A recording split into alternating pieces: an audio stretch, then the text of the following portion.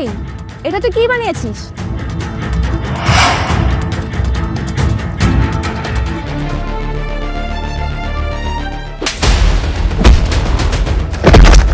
এই চাকরের বাচ্চা, তোর কত বড় সাহস! তোকে না বলেছিলাম আমার গায়ে যেন রোদ না লাগে, তাহলে আমার গায়ে রোদ লাগলো কেন? ওয়েট, আপনারা অনেক বলেছেন, আর না, ইটস মাই টার্ন। এখন আমি বলবো আর আপনারা সবাই শুনবেন।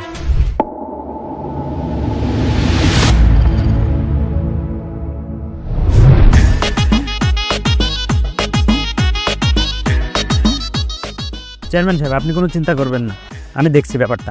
আচ্ছা ঠিক আছে, আসি তাহলে। আচ্ছা ঠিক আছে।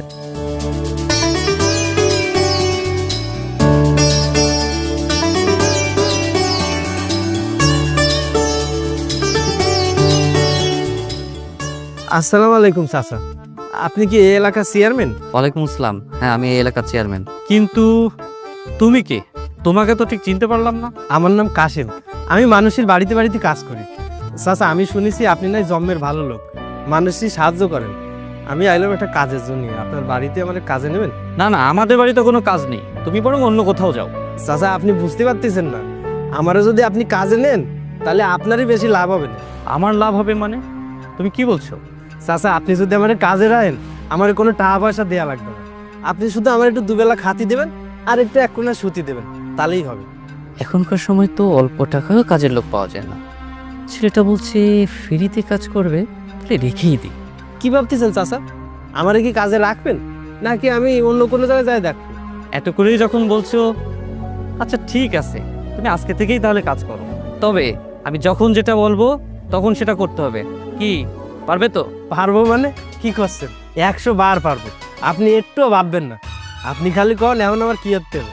শোনো, আজকে দুপুরে আমার মেয়ে শহর থেকে গ্রামে আসবে, তুমি ঠিক দুপুর 2টায় আমার মেয়েকে আনতে বাস স্ট্যান্ডে যাবে। আচ্ছা ঠিক আছে, আমি চলে যাবানি। শোনো, আমার মেয়ে কিন্তু খুব রাগী, সময় মতো আনতে চলে যেও। ওসব নিয়ে আপনার ভাবতে হবে না, আমি সময় মতো চলে যাবানি। ওইটা তোমার ঘর, তোমার ব্যাগ ট্যাগ যা আছে রেখে কাজে নেমে পড়ো। আচ্ছা ঠিক আছে চাচা, আসসালামু আলাইকুম।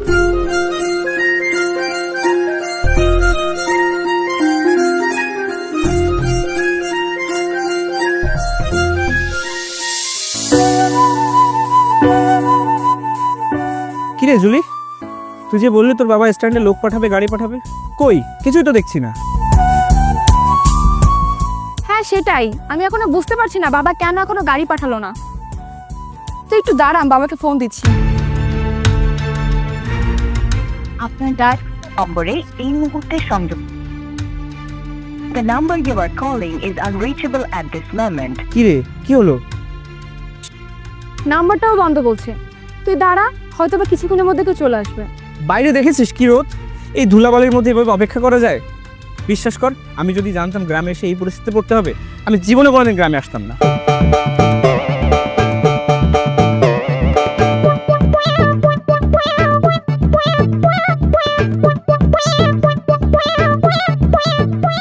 ম্যাডাম, আমি চলে আইছি, চলেন।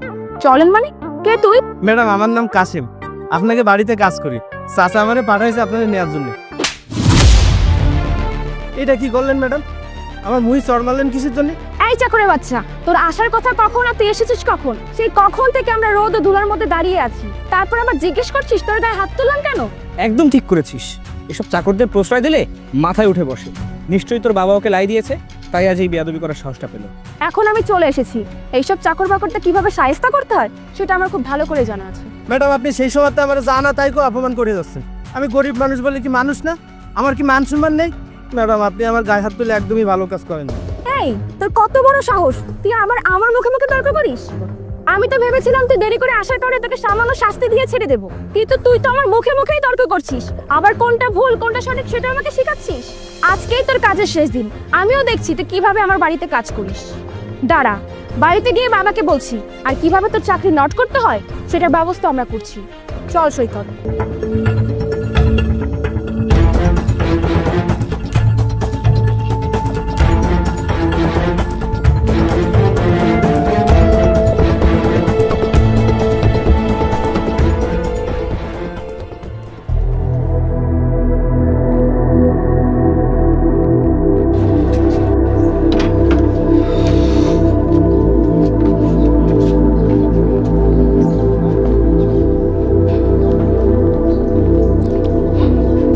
নালিশ করবোই আমি।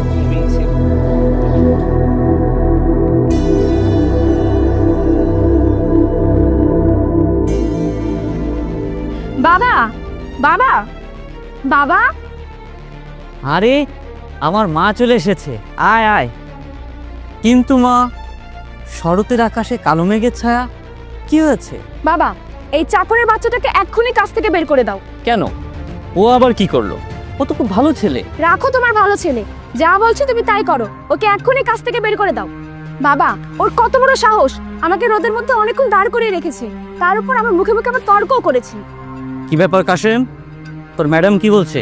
আসলে চাচা হয়েছে কি, আমি যাওয়ার পথে গাড়িটা নষ্ট হয়ে গেল, তারপরে ম্যাডামের কাছে যাতে একটু দেরি হয়ে গেছে। ম্যাডাম কোনো কিছু না শুনে আমার মুহি চর মারিয়ে দিছে। তখন আমি ম্যাডামরা কইছি যে ম্যাডাম আপনি কাজটা কিন্তু মোটেও ঠিক করেন না। তুই কেন তোর ম্যাডামের সাথে তর্ক করেছিস? এক্ষুনি ক্ষমা চা। না, আমার কাছে ক্ষমা চেয়ে লাভ নেই। বাবা, তুমি ওকে এক্ষুনি এখান থেকে বের করে দাও। দেখ মা, ও এমনিতেই খুব ভালো ছেলে, কিন্তু তোর সাথে যেটা করেছে এটাও ভালো করেনি, আর এর জন্যই ওকে তোর কাছে ক্ষমা চাইতে হবে।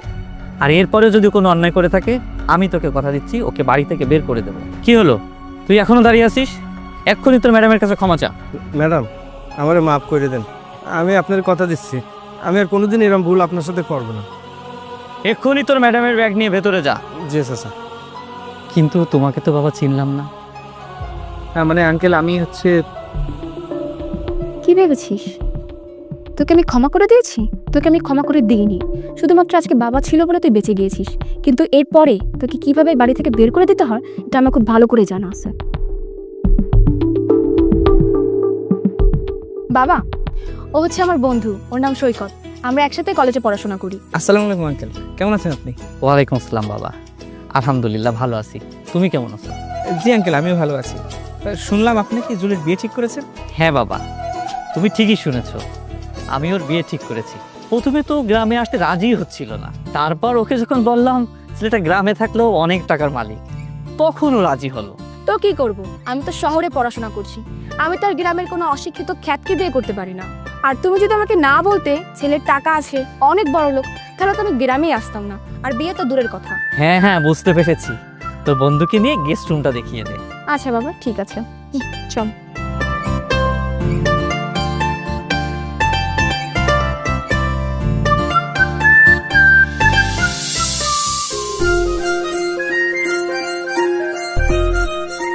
কিরে, কেমন লাগছে আমাদের বাড়িটা? বয় এখানে।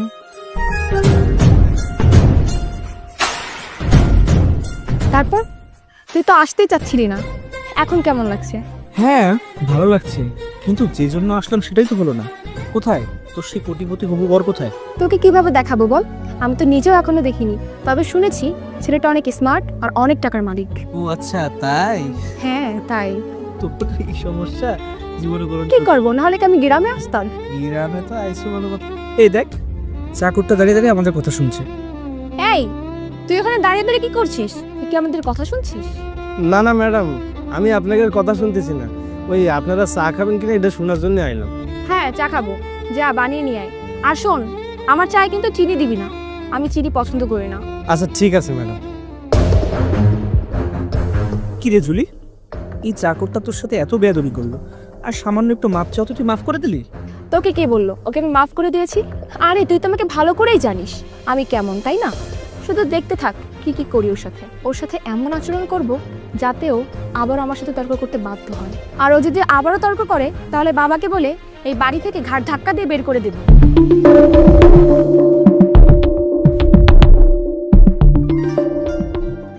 ম্যাডাম আমার যাই কোক, আমি আর ম্যাডামের সাথে তর্ক দিচ্ছি না।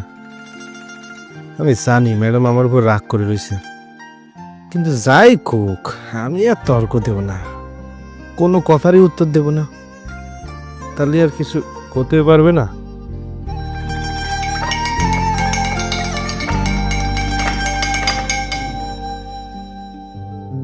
সিমি কোনটায় দিলাম আর কোনটায় দিলাম না, দেই নিয়ে যাই ডাক।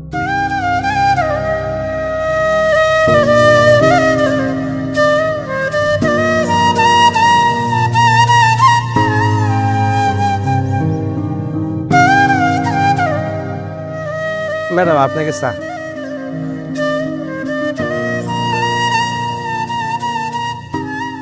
এই, এটা তুই কি বানিয়েছিস?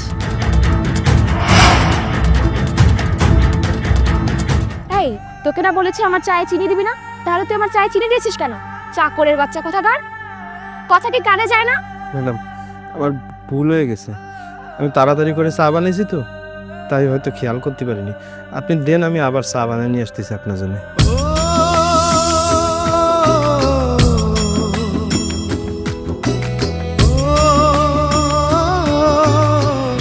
কি ব্যাপার, চাকরটা কোনো তর্ক করলো না? হ্যাঁ, তাই তো দেখছি। আমার চায়ে তো চিনি দেয়নি। ওকে কথা শোনানোর জন্য আমি কত কিছুই না বললাম, কিন্তু তারপরও তর্ক করলো না। তাহলে এখন আমরা কি করবো? ওকে কি আমরা বাড়ি থেকে বের করতে পারবো না? তুই যে কি বলিস না, সবে তো মাত্র শুরু। দেখ না আমি কি কি করি। ও এই বাড়ি থেকে চলে যেতে বাধ্য হবে। নে নে নে, তাড়াতাড়ি করে চা খা আর ফ্রেশ হয়ে নে। বিকালেই তো শুরু হবে প্ল্যান নাম্বার 2। প্ল্যান নাম্বার 2 মানে? সেটা না হয় বিকালেই দেখিস। নে নে নে, চা খা। না না, আপনি কোনো চিন্তা করবেন না, আমার মেয়ে তো চলে এসেছে। আপনার যখন খুশি আপনি তখন চলে আসবেন। তাছাড়া আপনার ছেলেকেও তো এখনো দেখলাম না। আপনি যখন আসবেন অবশ্যই আপনার ছেলেকে সাথে করে নিয়ে আসবেন। রাখছি তাহলে। ওকে ওকে বাই, ওকে বাই। বাবা কার সাথে কথা বলছিলেন? তোর জন্য যে ছেলে পছন্দ করেছি তার বাবার সাথেই কথা বলছিলাম। ওরা 2-1 দিনের মধ্যেই আমাদের বাড়িতে চলে আসবে। আঙ্কেল, আপনার কাছে কি ছেলের কোনো ছবি আছে? থাকলে দেখান, আমরা একটু দেখি। না বাবা, ছেলের কোনো ছবি আমার কাছে নেই। তবে ওর বাবাকে বলেছি আসার সময় ছেলেকে যেন সাথে করে নিয়ে আসে। আচ্ছা ঠিক আছে আঙ্কেল। মা, তুই কি কিছু বলবি? হ্যাঁ বাবা, আসলে আমার বন্ধু তো শহরে থাকে, ওর খুব শখ আমাদের গ্রামটা একটু ঘুরে দেখবে। হ্যাঁ, এ তো ভালো কথা। আমাদের গ্রাম তো অনেক সুন্দর, তুই ওকে নিয়ে আমাদের গ্রামটা ঘুরে দেখিয়ে নিয়ে আয়। হ্যাঁ, গ্রামটা তো অনেক সুন্দর, কিন্তু আমি সে কবে এসেছি গ্রামে। এতদিনে তো সবকিছু পরিবর্তন হয়ে গিয়েছে, আমি ঠিক মতন চিনবও না। কিন্তু মা, আমার তো পরিষদে একটা মিটিং আছে, আমি তো তোদের সাথে যেতে পারবো না। তুমি কেন যাবে? তাহলে? তাহলে তুমি একটা কাজ করো, আমাদের বাড়ির কাজের ছেলে কাশেম আছে না, তাকে আমাদের সাথে পাঠিয়ে দাও। সে না হয় আমাদেরকে গ্রামটা ঘুরিয়ে দেখাক। আচ্ছা ঠিক আছে, আমি কাশেমকে ডেকে বলছি। কাশেম, কাশেম, এদিকে শুনে যা তো। যে চাচা আসতেছি।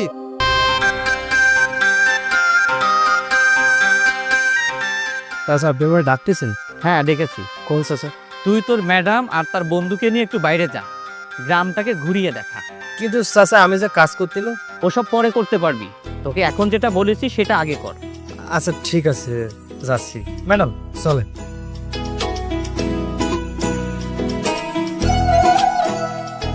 আচ্ছা ঠিক আছে, আমি 10 মিনিটের ভিতরে পৌঁছে যাব।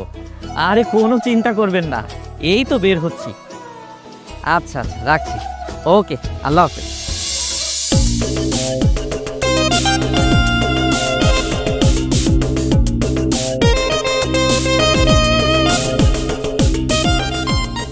কি ব্যাপার, তুই এভাবে বেরোচ্ছিস কেন? কি রে বেরোবো ম্যাডাম? আমি তো সবসময় এরকম করেই বেরোই। আমি কেমন পোশাক পাল্টে আসবো? আমি তোকে কোনো পোশাক পাল্টানোর কথা বলছি না, তুই তো চাকর, তুই তো এই রকমের পোশাকই পরবি। আমি তোকে ছাতা আনার জন্য বলেছি। দেখেছিস বাইরে কত রোদ, এই রোদের ভিতর আমি যদি ছাতা ছাড়া বের হই তাহলে তো আমি কালো হয়ে যাব। আর আমি যদি কালো হয়ে যাই, বাবার পছন্দ করা কোটিপতি ছেলে আমাকে তো পছন্দই করবে না।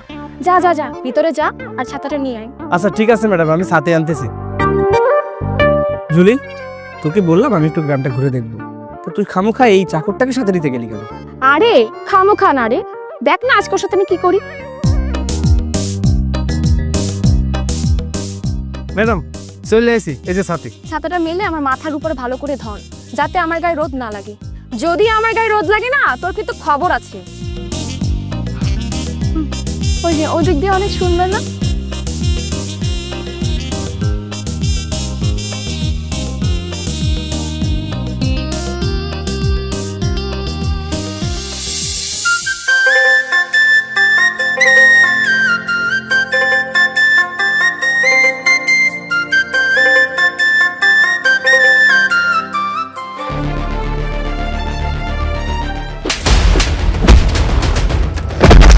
এই চাকরের বাচ্চা, তোর কত বড় সাহস!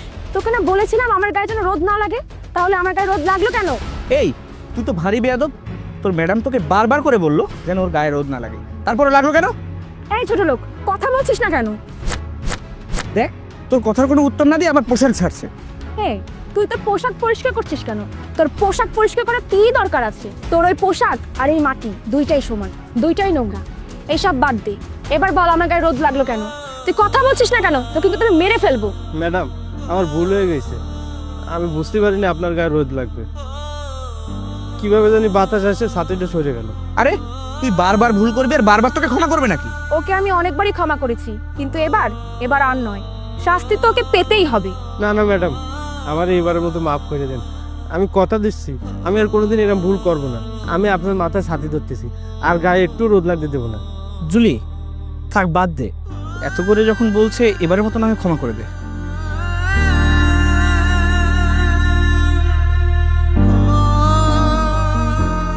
নদীর ওই পারে গ্রামটা অনেক সুন্দর, চল যাবি? আরে বাদ দে তো, চাকরটার জন্য মুডটাই নষ্ট হয়ে গেল। চল।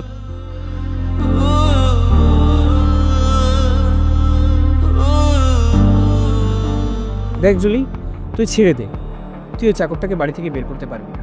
আর তাছাড়া তোর বাবা ওকে খুব পছন্দ করে, তোর বাবা ওকে বের হতে দিবে না। সৈকত, দেখ না এবার আমি কি করি। এবার আর কোনো ছলচাতুরি নয়, এবার এমন কাজ করব যে বাবা ওকে এই বাড়ি থেকে বের করে দিবে। কি বলছিস তুই? কি এমন করবি যে আঙ্কেলই ওকে বাড়ি থেকে বের করে দেবে? আঙ্কেল তোকে খুব পছন্দ করে। না না, ও ওকে বের হতে দিবে না। আমি তোকে বলছি শোন। আচ্ছা কি করবি বলতো? আরে শোন,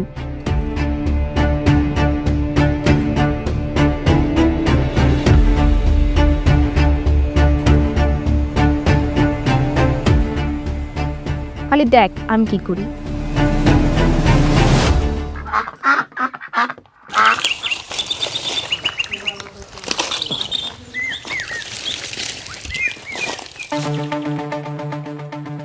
বাবা, বাবা, দেখো কি হয়েছে। ডাকছে। কি ব্যাপার, কি হয়েছে? এভাবে ডাকছিস কেন? বাবা, তুমি আমার জন্মদিনে যে সোনা হারটা আর ঘোলটা দিয়েছিলে, দুটোর একটাও পাচ্ছি না, এর মধ্যে দুইটাই চুরি হয়ে গিয়েছে। কি বলছিস? চুরি হয়েছে মানে? দেখ তুই কোথায় রেখেছিস, তোর হয়তো মনে নেই।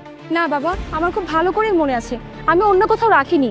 আর তাছাড়া তুমি না বলেছিলে আজকে ছেলেপক্ষ আমাকে দেখতে আসবে, তাই আমি পড়বো বলে শাওয়ার নেওয়ার আগে টেবিলে রেখে দিয়েছিলাম। কিন্তু আমি শাওয়ার নেওয়ার পর দেখি এর মধ্যে কোনো কিছুই নেই। আচ্ছা ভালো করে সব জায়গা দেখেছিস তো? খুব ভালো করে দেখেছি, কোথাও নেই। নিশ্চিত এটা চুরি হয়ে গিয়েছে। কিন্তু এটা কে চুরি করবে? বাড়িতে তো চুরি করার মতো কেউ নেই। আবার বাইরের থেকে যে কেউ এসে চুরি করবে এমনটাও তো হতে পারে না। বাইরে থেকে কেন চোর আসবে? চোর তো আমাদের ঘরের মধ্যেই আছে। আর আমি নিশ্চিত এই চাকরটা সবকিছু চুরি করেছে। দামি জিনিস কখনো চোখে দেখেনি তো, তাই লোভ সামলাতে পারেনি। দেখো না, আমাদের মধ্যে কতক্ষণ আগে থেকে কথা শুরু হয়েছে, কিন্তু ও এই মাত্র আসলো। ও নিশ্চয়ই আমার গহনাগুলো লুকিয়ে এসেছে। হ্যাঁ আঙ্কেল, জুলি ঠিকই বলেছে। জুলি যখন শাওয়ার নিতে গিয়েছিল তখন এই চাকরটা চুপি চুপি জুলির রুম থেকে বের হচ্ছিল। আরে না না, ও এটা চুরি করতে পারে না। তোমাদের নিশ্চয়ই কোথাও ভুল হচ্ছে। আমি ওকে চিনি, ও অনেক সৎ একটা ছেলে। বাবা, তোমার লাই পেয়ে পেয়ে চাকরটা নষ্ট হয়ে গেছে। তাছাড়া এই বাড়িতে কে কে থাকে? তুমি আর আমার এই বন্ধু তো থাকে, তাই না? এখন তুমি আমার বন্ধু তো চুরি করবে না। নিশ্চয়ই এই চাকরের বাচ্চাটাই চুরি করেছে। কিন্তু কোনো কিন্তু নয়, তুমি একটা কাজ করো, ওর ব্যাগটা সার্চ করলে তো সত্যিটা বের হয়ে যাবে যে চুরি করেছে কিনা। ম্যাডাম আমি সত্যি করছি, আমি আপনার গহনা চুরি করিনি। আমি আপনার ঘরে গেলাম ঠিকই, কিন্তু চা দিতি। হ্যাঁ, ঘর থেকে বের হতে দেখেছি না, এজন্য এটা স্বীকার করলি। চুরি যদি করতে দেখতাম তাহলে ওটাও স্বীকার করতি। বাবা, এসব কথা রেখে ওকে ব্যাগটা আনতে বলো। ওর ব্যাগটা আমি সার্চ করব। যা কাশেম, তুই তোর ব্যাগটা নিয়ে আয়। চাচা আমি চুরি করিনি চাচা। হ্যাঁ সেটা আমি জানি যে তুই চুরি করিসনি।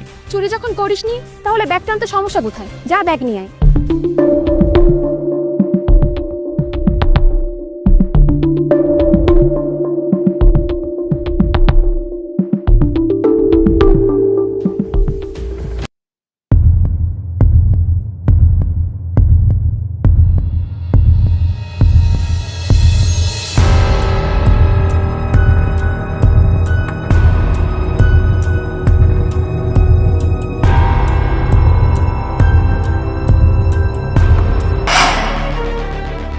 এই তো গহনা। এই তো আমার সেই গহনাগুলো। দেখেছো বাবা, তোমাকে না বলেছিলাম এই চাকরের বাচ্চাটা আমার গহনা চুরি করেছে। এবার তোমার বিশ্বাস হলো তো? নাও এখন আরো দেখো। আঙ্কেল, আপনি তো বিশ্বাস করছিলেন না, এই দেখুন গহনা। এবার বিশ্বাস হয়েছে? কাশেম, এটা কি? তার মানে তুই চুরি করেছিস? চাচা বিশ্বাস করেন চাচা, আমি চুরি করিনি। এ কোয়ান্তে কিভাবে আইছে আমি কিছুই জানি না। ও আচ্ছা, এগুলো কিভাবে তোর পোটলার মধ্যে ছিল তুই বুঝতে পারিসনি? আচ্ছা, এই গহনাগুলোর কি হাত পা রয়েছে যেগুলো উড়ে উড়ে তোর পোটলার মধ্যে চলে যাবে? আমি কখনো আশা করিনি তুই এমন একটা কাজ করবি। আমি তোকে কত বিশ্বাস করতাম, তুই কিনা চুরি করলি। ভালো চাস তো এক্ষুনি আমার চোখের সামনে থেকে চলে যা, নইলে আমি পুলিশ ডাকতে বাধ্য হব। চাচা বিশ্বাস করুন চাচা, আমি চুরি করিনি। নিশ্চয়ই ম্যাডাম ওই ব্যাগের মধ্যে রাখিছে আমার বাড়িতে তাড়া দেওয়ার জন্য। কি বললি? তুই আমার খেয়ে আমার পরে আমার মেয়ের উপরে দোষ চাপাতিস? তোকে তো। দাঁড়ান চেয়ারম্যান সাহেব। আপনি চলে এসেছেন, আসুন আসুন। আপনার ছেলেকে তো দেখছি না। ওইটা না হয় পরে বলছি, আগে আপনি আমার কথার উত্তর দিন। ওর গায়ে হাত তুলছিলেন কেন? আর বলবেন না, ও একটা চোর। আমার বাড়িতে এসে কাজের জন্য কান্না করছিল, আর আমি ওকে কাজে রেখে দিলাম। কিন্তু ও কি করলো জানেন? ও আমার মেয়ের দামি গহনা আর মূল্যবান জিনিস চুরি করেছে। তারপরও আমি ওকে মাফ করে বাড়ি থেকে বের করে দিচ্ছিলাম। কিন্তু ও কি করলো জানেন? ও আমার মেয়েকেই দোষারোপ করছিল। কত বড় সাহস দেখেন তো। ও আচ্ছা, তাই? ও চুরি করেছে? আপনি কার গায়ে হাত দিচ্ছিলেন? কাকে বাড়ি থেকে বের করে দিচ্ছিলেন? আর কাকেই বা চোর অপবাদ দিচ্ছিলেন? আপনি এসব কি বলছেন? আপনাকে তো বললাম ও আমাদের বাড়িতে কাজ করে, কিন্তু আপনি এসব কেন বলছেন? আপনি কি ওকে চেনেন নাকি? হ্যাঁ চিনি, ইভেন খুব ভালো করেই চিনি, কারণ ও আমার ছেলে।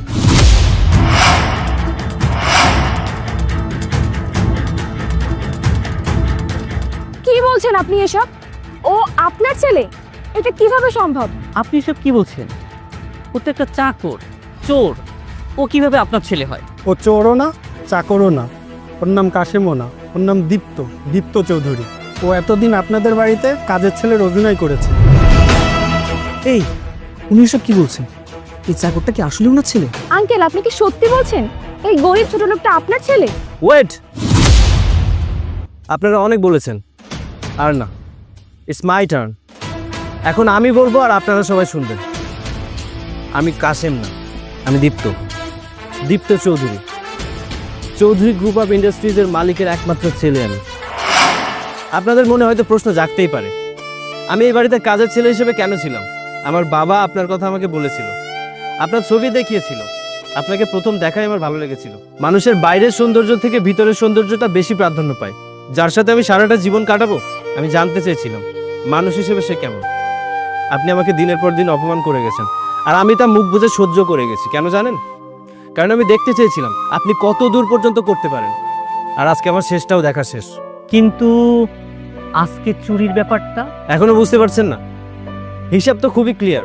আপনার মেয়ের প্রথম থেকে আমাকে অপছন্দ করতো, আমাকে বাড়ি থেকে তাড়ানোর জন্য অনেক চেষ্টা করেছিল, কিন্তু পারেনি।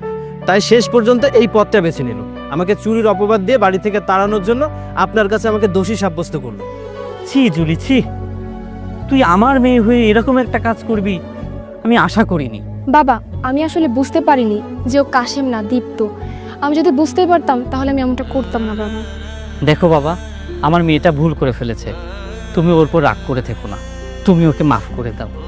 ও ওর ভুলটা বুঝতে পেরেছে, তুমি এই বিয়েতে অমত করো না।